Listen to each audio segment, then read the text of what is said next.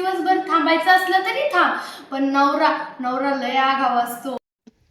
काय माझ्यासाठी काय नेमकं? ऐका तर, तुमच्या प्रत्येक कष्टातून मी जगायला शिकले, तुमच्या प्रत्येक शब्दातून आत्मविश्वास मिळाला आणि तुमच्या साथीमुळे आज माझ्या स्वप्नांना नवी दिशा मिळाली. तुम्ही फक्त माझा पती नाही तर माझ्या आयुष्यातील सर्वात मोठे गुण आहात. गुरुपौर्णिमेच्या मनपूर्वक शुभेच्छा माझ्या आयुष्यातील सर्वात खास गुरुला आणि माझ्या कुठं वाचलंस? बिनकामाचं ज्ञान देण्यासाठी माझ्या नवऱ्याला सर्वप्रथम गुरुपौर्णिमेच्या हार्दिक शुभेच्छा. बिनकामात ज्ञान देणाऱ्या माझ्या नवऱ्याला बिनकामात ज्ञान म्हणजे बिनकामाचं ज्ञान तुला देतो का मी? बर. तर गाईस, तुमचं स्वागत आहे आपल्या नवीन ब्लॉग मध्ये. तर गाईस, तुम्हाला मी एका मुलीची स्टोरी सांगणार आहे. तर तुमचं स्वागत आहे आपल्या नवीन ब्लॉग मध्ये. तर मी गाईस तुम्हाला एका मुलीची स्टोरी सांगणार आहे. त्या मुलीचं लग्न झालेलं असतं. ती म्हणजे गरीब घराण्यातली मुलगी असते. तिचं लग्न झालेलं असतं. तिचं लग्न होतं आणि तिचा नवरा काय असतो, बाहेर असतो ना. मग तिचा नवरा 1.5 महिन्याच्या आसपास घेऊन जातो त्याच्यासोबत.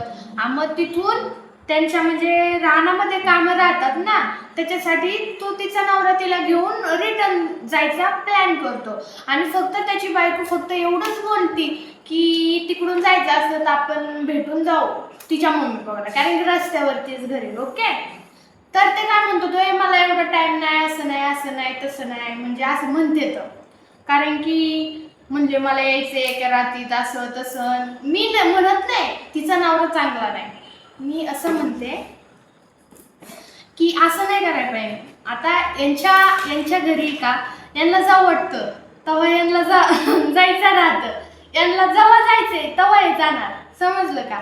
म्हणजे यांना वाटलं का मला माझ्या घरी जायचंय, जाणार, भेटणार, वाटेल तितके दिवस राहणार. पण तिच्या घरच्यांना भेटण्यासाठी तिला विचारून जावं लागतं. किती 5 मिनिटं थांबायचं म्हणलं तरी तिला विचारून जावं लागतं. आणि काय सांगू तुम्हाला, तिची पूर्ण स्टोरी मी सांगत आहे म्हणजे.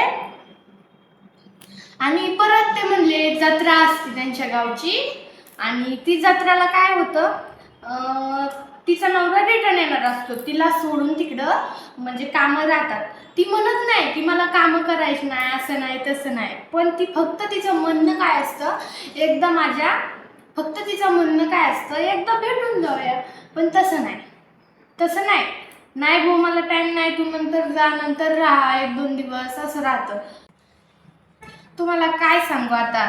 परत ते जत्रेला येणार तिचा नवरा. परत मग जत्रापर्यंत तर घरचे रानातले तिचे कामच जाणार. ओके. आणि नंतर मग ती काय करणार, तिचा नवरा येणार आणि परत म्हणणार की जत्रा झाली, आता मी परत तू तिकडे गेल्यावर तुला कधी घ्यायला येऊ, फक्त जाण भेटून ये, असं होणार. मला 100% गॅरंटी आहे, कारण ती मुलगी मला तिच्या मनातून सांगत होती. तर काय तसं म्हणजे. आणि इकडे येणार. परत विषय काय असतो जसं, आणि तिचा नवरा, ती जर बोलत असली का तिच्या आईबापासोबत फोनवरती, तर मध्येच तिला काही ना काय बोलणार, असं तसं. त्यांच्या घरच्याचा फोन आला का गप राहणार. आणि तुम्हाला काय सांगू शकत नाही मी. म्हणजे तिची स्टोरी, तिच्या लग्नाला आता 3 महिने पूर्ण झाले तर, आणि खूप भारी पोरगी आहे, स्वभाव चांगला आहे तिचा. पण तिचा थोडासा प्रॉब्लेम, सासूचा सासरवास नाहीये. सासूला म्हणली ना ती की मला जायचंय खाली, मला 5 मिनिटं मी भेटू येऊ का. सासू म्हणाल 5 मिनिटं काय, तू दिवसभर थांबायचं असलं तरी थांब, पण नवरा लय आगाव असतो, सांगू शकत नाही तुम्हाला. नवरा गरीब म्हणून नवरा फक्त तो त्याच्या बायकोलाच माहित असतं. आणि तिचा नवरा, ती म्हणजे अशी बोलत असली का पुढं बसलेला असतो फोनमध्ये, आणि सदा न कदा फोन बघते. काय सांगू तुम्हाला, ती सांगत होती मला की सदा न कदा माझा नवरा नुसता फोन बघतो, सारखा फोन बघतो. काय तर रील्स. आणि आता जंतर मंतर आलतं, ते तर सांगूच नका, फोन डोळ्यासमोरचा जात नव्हता. तोंड धुयचं म्हणलं तरी बेशिंगवर ठेवायचं आणि बघायचं. काय सांगू तुम्हाला. आणि तिच्या पुढंच असतो आणि वरून ती बोलाय गेली का बाई मला माया कानाने ऐकू येईना काय.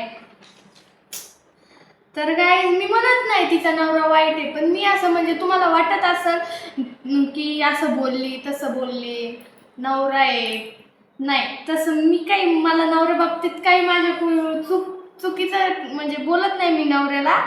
पण नवऱ्याने पण समजून घ्यावा माझी एवढीच अपेक्षा आहे. आणि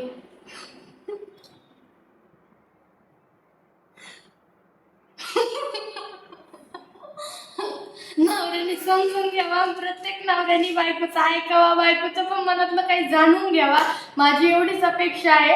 आणि हा व्हिडिओ माझ्या नवऱ्यापर्यंत जास्तीत जास्त लोकांनी पोहोचावा माझी एवढी अपेक्षा आहे. माझ्या नवऱ्याला हा व्हिडिओ जे जे लोक शेअर करतील त्यांच्या मी खूप आभारी राहील, कारण की मी त्या मुलीवर बनवलं. पण पुढं चालून माझा नवरा पण मला असं काही बोलू नये. हा माझा नवरा म्हणलं का माझं पण रस्त्यावरती घर आहे चला ते येतं, तसं काय नाही. म्हणलं का मला हे कायची खायला घेऊन देतात. आणि मला एक दिवस माझं म्हणजे हे म्हणलेले हा तुला 4 ड्रेस घेऊन देणार, माझ्या मनाची 2 तुझ्या मनाची 2. त्यांनी 2च घेतले आणि त्याच्यातच कसले ड्रेस आता बास. म्हणजे मी नाही म्हणत माझा नवरा हाय गरीब मला माहिती आहे, मी नाही एवढं म्हणजे अपेक्षा माझ्या. पण माझ्या नवऱ्याने नाही बरं का, पण त्या पुरीच्या नवऱ्याने तिला सांभाळून घ्यावे अशी माझी नम्र विनंती. आणि कोणते पुरीचं नाव काय? नाही त्या पुरीचं नाव नाही सांगू शकत मी. ती आता ती परत म्हणजे तिच्यावरती कहाणी आहे. तर जास्तीत जास्त लोक तिच्यापर्यंत हा व्हिडिओ शेअर करा आणि तिच्या नवऱ्याला पण कळून द्या. अहो तुम्ही असं कसं काय म्हणू शकता?